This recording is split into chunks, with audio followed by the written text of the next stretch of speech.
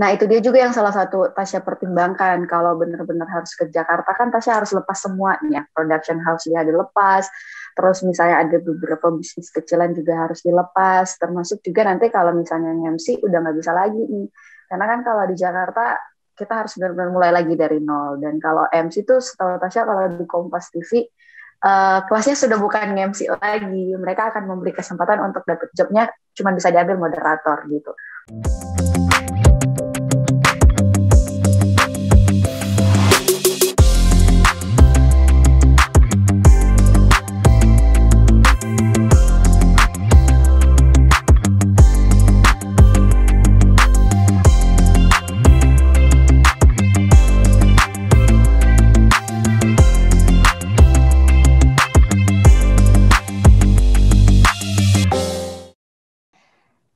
Oke, kalian semuanya senang bisa ada lagi di video terbaru kali ini, dan yang akan cicat dengan Mariska adalah seorang gadis muda belia cantik yang baru saja lulus skripsi, dan dia adalah seorang reporter freelancer di salah satu TV nasional yang berkedudukan di Kota Manado. Dan saya langsung akan menyapa Tasya, Anastasia Lensun, yang biasanya tuh disapa akrab Tasya. Selamat pagi di Manado, Tasya. Senang Halo. Iya, terima kasih waktunya ya. Selamat pagi. Di sini malam. Iya, Kak. Halo. Sekarang jam halo 6 sore. Sekarang jam 6 di sore. Sana malam ya. Oh iya, kalau di Manado nih baru jam 9. Senang bisa bergabung di channelnya udah lulus Kak. Congratulations. Yeay, terima kasih. Wow, setelah akhirnya perjuangan kerja sambil kuliah hampir 4 tahun. Itu bagaimana? Saya melewati by the way, saya melewati sama persis seperti Tasya. Waktu kuliah di Fakultas Hukum Universitas Manado. Saya bekerja dan juga main bridge, jadi atlet bridge waktu itu dan sambil kuliah. Ya begitu, karena kan kayak tuh Tasya bukan dari keluarga kaya ya, kita keluarga sederhana, jadi tuh nyari duit. Jadi kita harus berjuang ngebiayain kuliah gitu. Betul. Joko boleh cerita pengalamannya, Tasya? Oke, ya kayak yang Kak bilang skripsi, tinggal nunggu wisuda, nanti wisudanya Agustus, jadi masih ada kayak longer 2 bulan gitu, karena Tasya lumayan cepat skripsinya, agak duluan dari teman-teman yang lain, dan sembari itu memang udah hampir 4 tahun ya kerja di media gitu. Jadi diawali dari 2017 itu Tasya masuk di Kawanwa TV 7 bulan, terus pindah ke Kompas TV 2015 awal sampai sekarang. Nah, memang sih prosesnya tidak mudah, bahkan sangat-sangat tidak mudah gitu, karena harus belajar bagaimana bekerja di media sambil belajar di kuliah juga. Jadi sebenarnya Tasya sudah masuk TV dulu, baru memutuskan untuk ambil ilmu komunikasi gitu. Jadi 2017 itu saat Tasya berkesempatan masuk ke televisi, diajarin sama teman yang kebetulan ketemu juga di Duta Wisata, dan dia ternyata orang broadcasting. Dialah yang mengajarkan Tasya bagaimana tentang dunia broadcasting, mulai dari presenter program, terus Tasya akhirnya belajar bagaimana jadi presenter berita, kemudian diajarkan juga bagaimana jadi reporter, belajar live report, belajar cari berita, sampai belajar bikin beritanya, belajar bikin naskah gitu. Itu Tasya ngejalaninnya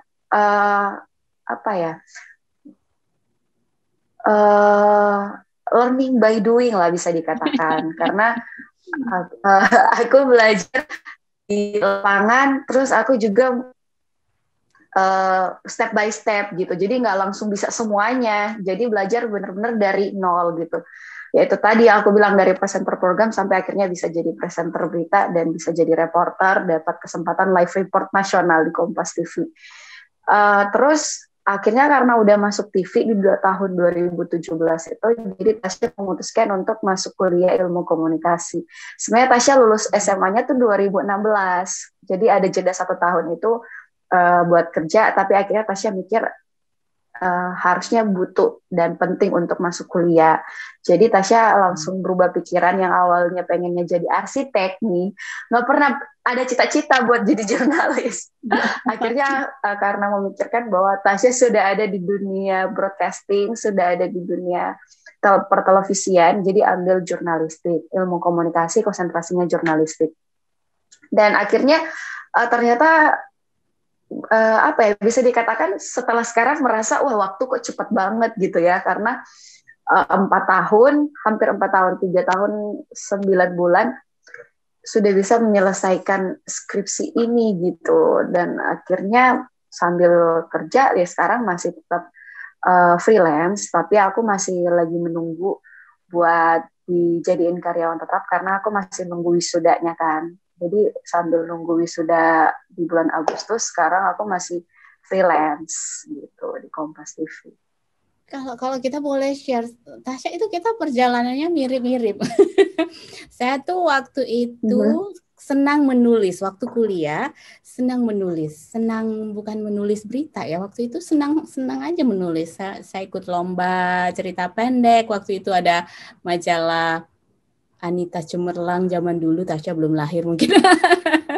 Jadi saya bikin waktu di kampus punya banyak teman wartawan, diajaklah coba mulai menulis. Waktu itu di Manado Post, awal-awal Manado Post waktu itu belum di Gedung Baru, Tasya. Waktu kayak kamu Manado Post itu masih di Tikala, di Timbangan itu, aduh rumah belum masih seperti aku masih kecil banget tuh kayaknya ya. Ya, waktu itu rumah, belajar menulis dari situ. Kemudian kuliah, mereka buka, kalau Tasya masih ingat, harian Posko kriminal. Nah, itu kayak melamar di situ, berhenti, sempat jadi redaktur waktu itu. Tapi nulis justru yang politik, kriminal, hukum dan yang lain-lain, politik pemerintahan. Begitu ke TV, nah ini jadi kok kayak kita yang cicit ini, kayak kita yang curhat nih.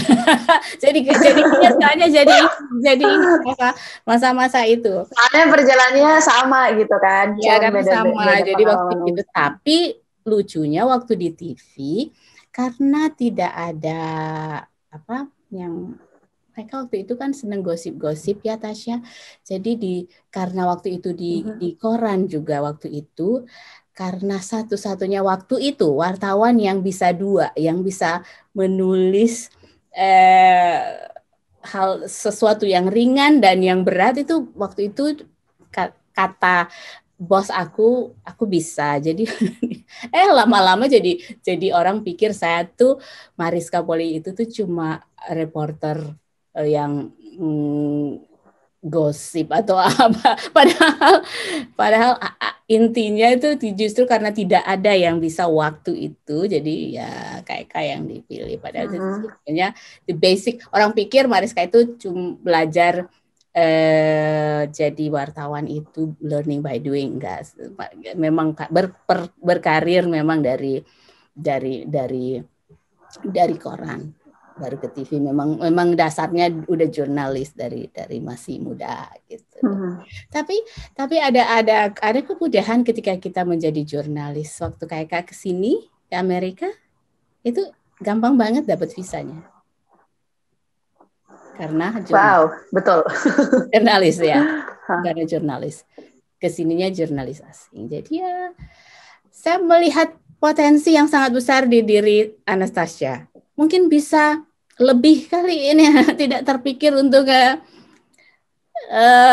jenjang yang lebih tinggi, mungkin ke luar negeri atau karena dari itu baru ngobrol sebentar, saya melihat potensi yang sangat besar di diri Anastasia. Serius.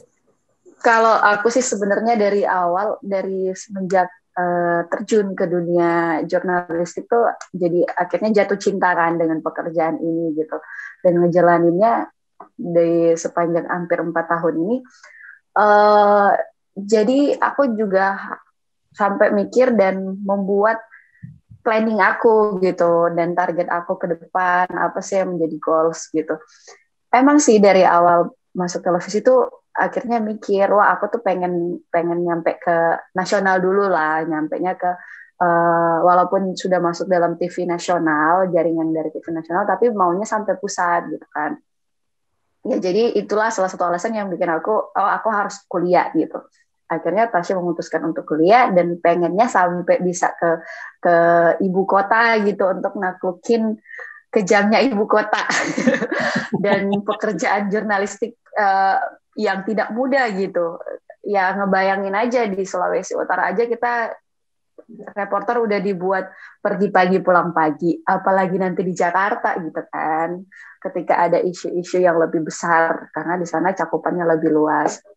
Nah, aku kemarin sempat ditawarin sama Jakarta buat ngasih CV gitu kan, mau nggak pindah ke Jakarta gitu. Pas aku selesai kuliah, aku ditawarin gitu sama kepala biroku juga benar-benar push, dan dia benar-benar mau aku tuh sampai Jakarta gitu, karena ya mungkin dia melihat bagaimana sistem kerjanya Tasya selama ini, bagaimana Tasya berjuang kerja sambil kuliah, jadi dia ngerasa Tasya bisa gitu menghadapi sistem kerja yang ada di Jakarta. Terus Tasya bilang ke kepala biro, iya memang benar-benar mau gitu, kalau mau sampai Jakarta Tasya mau. Terus ternyata dia sudah sounding ke bos di Jakarta gitu kan. Terus dipersiapin nih, katanya dipersiapin aja CV dan lain sebagainya. Nah, yang masih menjadi bahan pertimbangan Tasya adalah kira-kira mampu beneran nggak sih di Jakarta gitu kan, tentang trafficnya, terus tentang nanti isunya yang lebih besar, tantangan kerjanya yang lebih besar, apalagi kita kalau anak daerah kan ya, yang benar-benar dari nol, yang bukan orang punya terus jadi sesuatu, pasti kita tuh benar-benar menyusun plan yang benar-benar kita tuh harus capai goals itu. Kalau kita mau ke Jakarta dan orang-orang sekitar, apalagi orang-orang kampung denger nih, wah Tasya udah sampai Jakarta begini-begini, malu dong kalau kita pulang ke kampung daerah ketika kita gagal gitu. Misalnya karena nggak mampu nih di Jakarta, akhirnya pulang kampung gitu, malu dong otomatis. Jadi itu yang benar-benar Tasya masih jangan berpikir seperti itu, Tasya. Ayo, saya mau share lagi nih. Jadi gini, waktu di Amerika, saya memang perjalanan hidup memang sudah jodoh. Saya menikah di sini. Suami saya support saya habis-habisan, tapi supportnya gini. Kamu tuh punya potensi. Saya mau kamu masih tetap bisa di broadcast. Jadi bikinlah YouTube channel, karena kita kan punya ya sekarang kan semua orang ya boleh ya. Jadi untuk menyalurkan hobi. Tapi karena saya kan sarjana hukum, saya pengacara di Indonesia. Dia mendorong untuk kuliah. Awalnya Tasya untuk menjadi law student di Amerika, Tasya, itu orang-orang pada ketawa bilang nggak mungkin lah Kak, itu aduh susahnya minta ampun. Itu banyak teman bilang itu aduh hukum kita beda, bahasanya itu kompleks, dan memang benar. Tapi itu gara-gara itu kayak Tasya punya semangat yang kuat, punya yang malu dong kalau misalkan gagal, sudah melangkah. Itu makanya terus melangkah, dan akhirnya harus nunggu 2 tahun Tasya baru diterima di University of Washington, bisa ngambil master. Wow. Gitu. Jadi itu harus diperjuangkan goalsnya tuh. Benar-benar itu doa, belajar, berupaya, itu benar-benar nggak usah takut gagal dulu. Lah saya orang-orang udah bilang nggak mungkin Kak, itu susah banget mau masuk ke universitas itu susah banget ya. Dengan usaha yang keras, yang memang benar-benar sampai bayangin saya kuliah ambil sebelum ke University of Washington demi goals untuk dapat ke situ, saya bela-belain ngambil paralegal class untuk belajar, padahal itu udah nggak perlu sebenarnya. Saya udah bisa sebenarnya ke situ. Tapi bela-belain ngambil itu biar lebih ngerti, lebih paham. Sampai punya tutor itu sampai 2, Tasya. Satu buat aksen, satunya buat bahasa Inggris khusus hukumnya. Itu benar-benar itu, aduh. Wow. Itu jadi kalau ngomong takut gagal, saya semangat udah ada, pinter dan semuanya cantik itu. Aduh, Tasya harus berjuang sampai capai itu, punya mimpi besar, Tasya harus harus punya mimpi besar. Harus dicapai. Benar. Tapi ada juga hal-hal yang apa? Pasti bisa. Kayak gimana ya Kak? Ada hal-hal juga yang menjadi aku tuh benar-benar yang yakin, dan kalau namanya kita niatin pasti bisa lah. Tapi ada hal-hal yang aku juga pertimbangkan gitu untuk bisa nerusin karir di jurnalistik, khususnya di Kompas TV gitu. Kalau sekarang kan Tasya juga lagi ini kesibukan lainnya selain misalnya MC ataupun moderator. Tasya juga sebenarnya sudah bikin production house sama beberapa teman gitu kan. Terus di production house ini beberapa proyeknya kita tuh udah jalan gitu. Ada beberapa yang masih diatur proyeknya gitu, belum jalan. Nah, itu dia juga yang salah satu Tasya pertimbangkan. Kalau benar-benar harus ke Jakarta, kan Tasya harus lepas semuanya. Production house dia dilepas, terus misalnya ada beberapa bisnis kecilan juga harus dilepas, termasuk juga nanti kalau misalnya MC udah nggak bisa lagi nih. Karena kan kalau di Jakarta, kita harus benar-benar mulai lagi dari nol. Dan kalau MC itu setahu Tasya, kalau di Kompas TV, kelasnya sudah bukan MC lagi. Mereka akan memberi kesempatan untuk dapat jobnya, cuma bisa diambil moderator gitu. Nah, hal-hal ini yang masih membingungkan, karena di sisi lain Tasya juga masih pengen nerusin studi ke S2 gitu. Itu yang bikin akhirnya wow, gimana ya antara mau nerusin studi dan bisnis ataupun akan fokus di karir gitu. Karena selama ini kan di Manado jalan dua-duanya gitu. Kalau di Manado selama 4 tahun ini. Kalau di Jakarta beda lagi nih, akan pilih salah satu. Jadi harus ada yang dikorbankan gitu. Mau nggak ambil S2 di Amerika? Coba. Coba. Aduh Tasya, ini beneran coba deh. Coba beneran. Coba. Ya berarti Tasya juga harus ninggalin production house-nya Tasya dong. Ya tapi kan apa ya kan kita kan sama-sama saling bantu lah kan ya. Ya, ya, saya juga senang kalau ada anak-anak muda yang bersemangat untuk sekolah. Saya udah tua masih semangat sekolah, apalagi yang masih muda kan. Jadi iya benar, karena kan saling bantu lah ya. Ya kita lihat aja. coba di browsing. Dan bisa dipungkiri kalau ya siap. Karena kalau kita bicara ilmu kan, kalau kita tambah studi itu nggak pernah ada habisnya. Kalau di dunia pertelevisian tidak bisa dipungkiri, orang sekarang sudah dalam masa digital. Orang sekarang apa-apa semuanya sudah ke digital. Apalagi sekarang seperti YouTube misalnya, kemana-mana orang nontonnya YouTube. Atau misalnya lihat beritanya lewat internet, ya, lewat Google. Sekarang tidak bisa dipungkiri gitu. Orang akan mulai meninggalkan televisi gitu kan. Jadi kita tuh tidak akan selamanya di dunia pertelevisian. Jadi harus ada bekal atau persiapan lain nanti.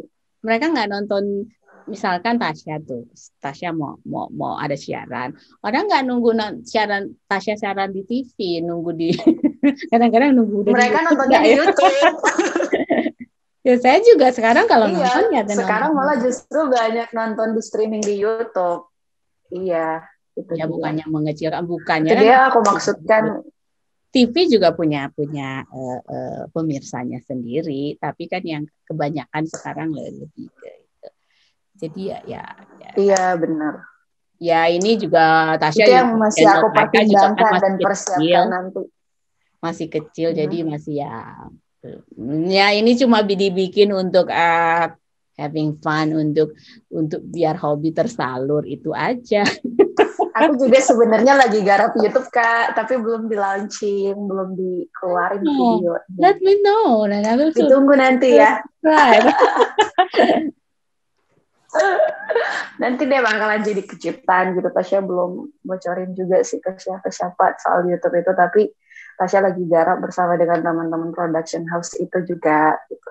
Ya, itu penting Tasya buat lihat melebarkan apa ya. Ya bagus ya buat karir Tasya juga. Ya saya juga. Ya aku kok ngelihat justru peluang sekarang tuh besar juga di YouTube ya. Apalagi umur Tasya masih muda dan ya apa ya, karirnya masih itu masa depannya masih muda kan ya, cantik, pinter. apa ya. Jadi sekarang iya, itu dia kita boleh chatin masalah pribadi nggak? Yang agak-agak private gitu deh. Udah punya pacar belum? Boleh dong.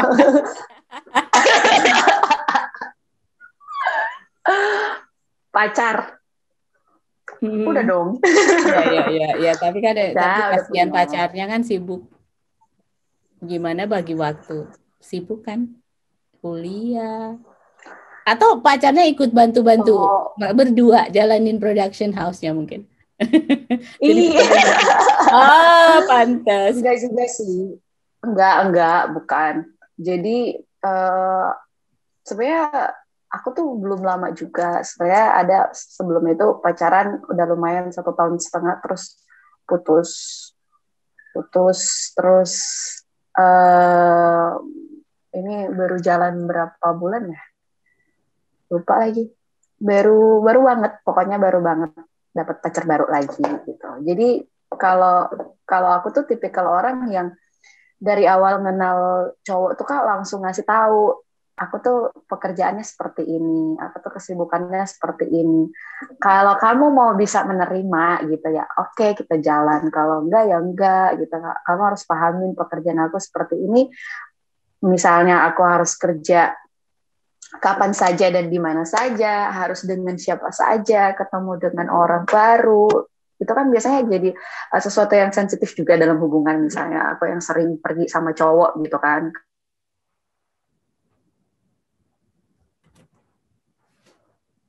Ini bareng cowok ini, hari ini bareng cowok ini lagi gitu.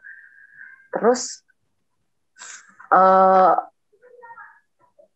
ini biasanya aku sudah mulai sampaikan gitu di awal, udah mulai sampaikan ke calon yang mau jadi pacar. Gitu ya. Kalau sekarang bagi waktunya sih aku tuh santai-santai aja, aku kan bukan juga yang bucin gitu kan, harus benar-benar selalu harus bareng pacar kemana-mana gitu, enggak sih. Kita saling memahami aja karena dia juga sibuk dengan kerjaannya, Tasya juga sibuk dengan kerjaan Tasya. Ketika kita punya waktu lowong ya udah kita pacaran deh. Tipikal seperti apa tuh sebenarnya yang selain bisa menerima keadaan ya dengan pekerjaan, yang lain tuh tipikalnya maunya yang seperti apa? Yang kebapaan, yang bertato, gimana? Aku tuh lebih senang, ya yang lebih dewasa pasti lah, karena Tasya juga masih umur 22 kan, biasanya kadang masih suka butuh wejangan atau motivasi ketika mau ngambil satu keputusan gitu. Jadi aku lebih suka yang lebih dewasa dan bisa lebih ngatur aku. Itu satu yang bisa bukan ngatur-ngatur apa ya, tapi bisa ngarahin aku gitu, mana yang baik gitu. Bisa bagi-bagi solusi lah untuk mengambil keputusan itu. Ya aku suka yang begitu gitu. Bukan aku yang ngatur-ngatur, tapi dia yang ngatur gitu. Terus tipikal aku tuh lebih senang yang rada cuek gitu, yang enggak sedikit-sedikit nanya ngapain gitu, dengan siapa gitu. Aku malah justru suka cowok yang cuek, yang bukan berarti cuek banget ya. Ya pasti komunikasi dasar ada lah buat ngasih kabar, tapi aku lebih senang yang cuek, yang nggak lebay gitu, yang perhatiannya nggak lebay. Karena menurutku ketika dia tuh cuek ke aku, otomatis dia ke cewek lain juga cuek dong ya, nggak lebay gitu. Kalau dia lebay ke gue, bisa jadi ke cewek-cewek lain juga berarti dia begitu. Gitu. Terus apa ya? Tipikalnya ya itu, aku tuh santai sih, nggak yang harus lebay-lebay. Yang penting dia ngerti aja, nggak ngekang aku gitu. Dan aku bisa berkreasi semauku gitu, mau kerja atau mau ada aktivitas lain. Dia nggak begitu terlalu melarang-larang gitu. Dia punya kebebasan dan punya privasi masing-masing lah. Nah, oke. Ini sekarang saya mau tanya ke Tasya, tuh ada nggak pengalaman yang ya menyenangkan dan sekaligus juga menyedihkan ketika suka dukanya deh begitu jadi reporter dan di lapangan pernah nggak salah? Oh, oke. Okay. Sebenarnya sih banyak dukanya yang disenang-senangin. Oh, wah, itu apa tuh? Apa tuh? Karena kita harus jujur dong kan. Jadi reporter tuh pertama waktu dukanya adalah kita tuh sedikit banget waktu sama keluarga gitu kan, dan sedikit hari libur. Jadi reporter kalendernya hitam semua. Karena kita siap kerja kapan saja dan di mana saja gitu. Jadi bukan cuma polisi sama tentara nih yang benar-benar NKRI, kita juga adalah semi-semi militer gitu. Misalnya aku tuh pengalaman yang bikin sedih tapi sebenarnya menyenangkan juga gitu, kayak ketika aku harus malam tahun baruan sambil liputan gitu kan, yang biasanya tuh 4 tahun lalu aku selalu tahun baruan sama keluarga gitu kan, malam Natal sama keluarga. Nah kita tuh karena di Manado personil kebetulan juga cuma sedikit gitu kan, jadi nggak bisa gantian shift, misalnya yang muslim yang ganti jaga, kemudian hari raya yang muslim kita yang Kristen ganti jaga gitu, enggak gitu. Jadi kayak aku malam tahun baruan masih bertugas gitu. Jadi semenjak jadi reporter 4 tahun ini aku tuh nggak pernah malam tahun baruan lagi sama keluarga gitu kan, harus liputan, harus lihat tuh keadaannya seperti apa di malam tahun baru gitu. Oh ya, cuman tahun terakhir ini ya aku malam tahun baruan sama keluarga karena pandemi kan, jadi nggak ada perayaan oleh pemerintah gitu, atau ada perayaan di pusat kota untuk malam tahun baru. Jadi baru benar-benar tahun terakhir ini aku malam tahun baru. Dukanya juga kayak misalnya apa tuh yang tadi bilang tengah malam. duka yang disuka-suka. Duka yang diseneng-seneng. Misalnya ya berarti kayak aku misalnya begini, aku nggak malam tahun baruan sama keluarga kan, tapi aku punya kesempatan wawancara gubernur di malam tahun baru. Nah itu kan jadi poin tersendiri dan jadi pengalaman yang menyenangkan gitu. Aku bisa wawancara gubernur, bisa ketemu dengan gubernur gitu, bisa jadi tambah-tambah relasi gitu. Jadi ada plus minusnya sih sebenarnya, kita disita waktunya tapi kita punya relasi yang lebih banyak gitu. Karena kan nggak sembarangan orang bisa ngobrol sama gubernur misalnya. Nggak sembarangan orang bisa. Boleh ya, cuma jurnalis yang boleh atau reporter. Iya, cuma jurnalis. Sampai aku yang ngatur-ngatur, Pak Gub berdiri di sini ya, nanti Tasya mau ngomong ke kamera dulu, baru nanti Tasya ke Pak Gub ya. Jadi selain reporter, siapa lagi yang bisa ngatur-ngatur Pak Gub disuruh diam di samping sambil kita ngobrol di kamera gitu kan? Nggak sembarangan orang bisa gitu. Jadi ini jadi plusnya gitu. Jadi akhirnya wah ternyata kita ada sesuatu yang bisa jadi kelebihan gitu, yang bisa jadi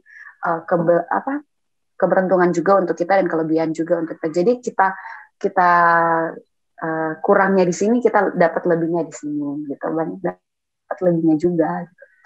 Terus kayak misalnya tengah malam tahun 2019 atau 2018 ya, yang gempa Maluku itu tengah malam kan kejadiannya jam 12:15, orang lain yang pada lari cari tempat. Enggak, itu dampaknya di Sulawesi Utara. Oke. Itu dampaknya aja sampai di Sulawesi Utara gempa Maluku. Jadi kita dampaknya lumayan juga, kalau nggak salah itu 7,1 deh waktu itu. terus jadi jadi akhirnya tengah malam harus bangun gitu, terus harus ke lokasi gempa. Yang lain pada lari dari kawasan Megamas keluar, malah Kalian kita harus yang reporter masuk ada di malah. situ. Ya harus justru ke situ buat nyari beritanya gitu. Bayangin aja sementara mau nunggu live report, aku di dalam mobil itu gempa susulan Kak, terus ngomong ke teman, ini nggak bakalan pindah nyari tempat yang aman aja gitu. Udah nggak apa-apa, tenang, palingan cuma lewat gempanya. Ya seriusan aja, ini kalau misalnya tsunami atau apa kan kita udah di pinggir laut, nggak tahu gitu. Jadi ini yang akhirnya suka duka, ini jadi dukanya beresiko banget, tapi akhirnya ya nggak ada pilihan lain gitu. Kita harus ngerjain karena dunia pekerjaan kita emang seperti ini gitu. Jadi aku ada kepuasan ketika momennya dapet. aku di pinggir di boulevard. Tapi ada kepuasan gitu tersendiri Karena dan bisa momennya ngerjain itu sih dapet, benar-benar bisa. kepuasan banget gitu. Itu ada nggak Ya yang menjadi walaupun penonton nggak tahu di balik layarnya seperti itu. mereka yang lihat hasil gitu. ya hasilnya, tapi yang reporternya yang deg-degan. Okay. Benar gitu. Ada nggak Tasya yang menjadi apa yang Tasya kagumi itu, hostnya atau pembaca beritanya atau news anchor atau okay. Kalau panutan aku selama ini di Kompas TV ya pertama sih adalah Christian Grits, tapi beliau barusan pindah ke TV lain gitu. Terus itu yang ceweknya, kalau cowoknya aku senang sama Aiman gitu. Tapi kalau secara umum patokan aku di dunia host gitu, anchor, aku senangnya sama Najwa Shihab gitu. Aku banyak belajar dari dia gimana cara talk show yang baik gitu, yang strike ke nafsunya. Aku panutan banget sih kawan Mbak Nana gitu. Seneng aja sama liputannya dan cara dia mengemas pemberitaan gitu. Kalau aku sekarang favoritnya Katie Couric. Katie Couric. Wow. Katie Couric. Oh my god, langsung cari. Saya senang. Bener. Biasanya kita kan bakalan ngikutin apa yang jadi panutan kita ya. Oke, yang terakhir nih Tasya mau bikin apa nih? Apa ada sesuatu kah, rencana apakah yang mau dibikin setelah ini? Aku kan sekarang masih dalam proses ini ya, masih proses peralihan menjadi misalnya di kantor jadi karyawan tetap gitu kan. Tapi aku juga sambil melihat peluang-peluang lain gitu. Jadi sekarang tuh aku fokusnya adalah bagaimana menambah skill gitu. Jadi kayak misalnya aku penguasaan bahasanya, bahasa asingnya aku juga harus latih terus. Yap. Tadi mau aku ingetin. Betul. Iya bener banget, itu yang paling penting. Apalagi dunia reporter kayak itu penting banget. Nah terus aku masih harus memutuskan ke depannya aku mau ambil jalan yang mana. Apakah aku akan tetap stay di Manado dengan melakukan beberapa plan aku ke depan bersama production house dan juga YouTube, terus ada juga beberapa bisnis kayak supplier gitu. Apakah aku akan tetap di Manado untuk mengurus itu semua atau akan memberanikan diri ke Jakarta untuk jadi reporter nasional. Nah, semuanya tuh butuh persiapan keduanya, entah yang tetap di Manado atau di Jakarta. Di Jakarta kan juga aku harus melewati beberapa tahap seperti tes, dari interview dan lain sebagainya, sampai bahasanya juga aku harus benar-benar siapin penguasaan bahasa asingnya. Nah, itu dia yang aku lihat ke depan keduanya ini yang benar-benar aku persiapin. Aku bakalan persiapin untuk kedua-duanya, entah Manado dan Jakarta. Terus aku akan melihat peluang mana yang akan lebih baik nantinya ke depan, bukan cuma beberapa tahun ini, tapi sampai nanti aku ke depannya, sampai aku benar-benar sukses gitu. Ya aku harap sih aku bisa menentukan mana yang benar-benar baik untuk sampai masa depan nanti gitu, biar sampai sukses nanti sambil mempersiapkan semuanya dari skill dan persiapan lainnya, kayak misalnya persiapan lingkungan sekitar yang di sini ataupun lingkungan sekitar yang di Jakarta tuh penting banget, harus dipersiapkan dengan matang dulu. Yang penting itu dia sih, gali persiapan aku dulu, skill aku udah benar siap apa enggak nih. Yang mana yang mau diambil udah siap atau enggak gitu. Oke, terima kasih Tasya atas waktunya. Saya senang sekali ya bisa chat dengan Tasya. Walaupun kemarin kita sempat janjian beberapa kali, tapi karena Tasya sibuk jadi. Bener, maaf karena baru selesai skripsi dan akhirnya masih kehalang ya. Tapi akhirnya bisa ngobrol. Senang juga bisa ngobrol bareng Kak. Ya siapa juga masih bisa di lain kesempatan kita ngobrol-ngobrol lagi. Ya Tasya, jangan lupa kalau mau sekolah lagi kita. Nah, mungkin kalau punya kesempatan main ke Amerika, Tasya bisa main ke tempat Kak dan lihat situasi. Siap. Oke, thank you so much. Benar. Karena tantangannya pasti akan lebih besar di sana. Iya, tapi juga peluangnya besar juga. Peluangnya juga lebih besar. Ya namanya juga land of. Iya, tergantung kita ya melihat peluang gitu ya. Oke, thank you so much.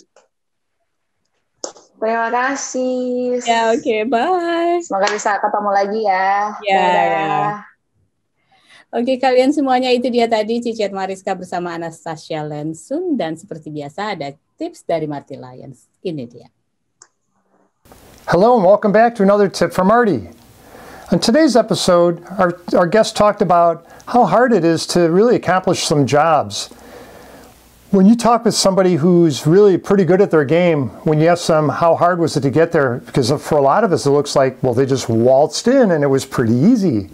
And it turns out if you talk with just about anyone who's accomplished, they put a ton of work in it. You don't see all the endless hours they put in and the sleepless nights and the practice, or whatever's involved in becoming really good at their craft.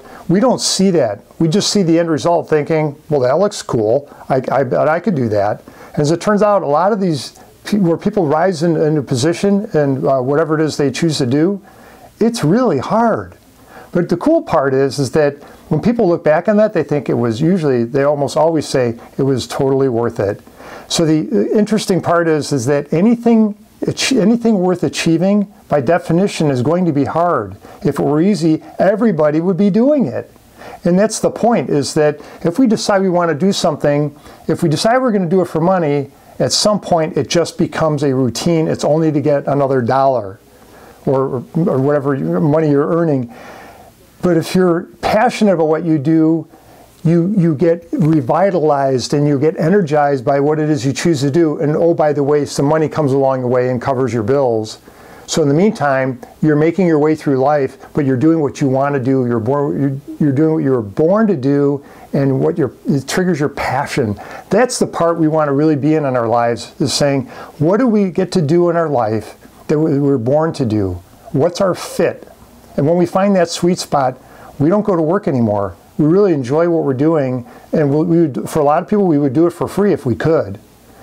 And that's the cool part, is that there's the self-actualization, or the rising above the minutia of just doing a job and saying, this is a passion, this is what I was born to do, this is what I was put on this earth for. And that's my sense of purpose. So there's your tip for the day. Find your sense of purpose, work at it really hard, and it will be energizing and you'll love it. And oh, by the way, you'll probably do very well in your chosen field. There's your tip for the day. Follow your passion and you will have a happy life. We hope you like watching the show. Please hit one of these buttons down here to tap one of these babies. If you haven't subscribed, if you have, we hope you're enjoying the show, and we'll see you next time. Thank you. Bye-bye, and have a good day.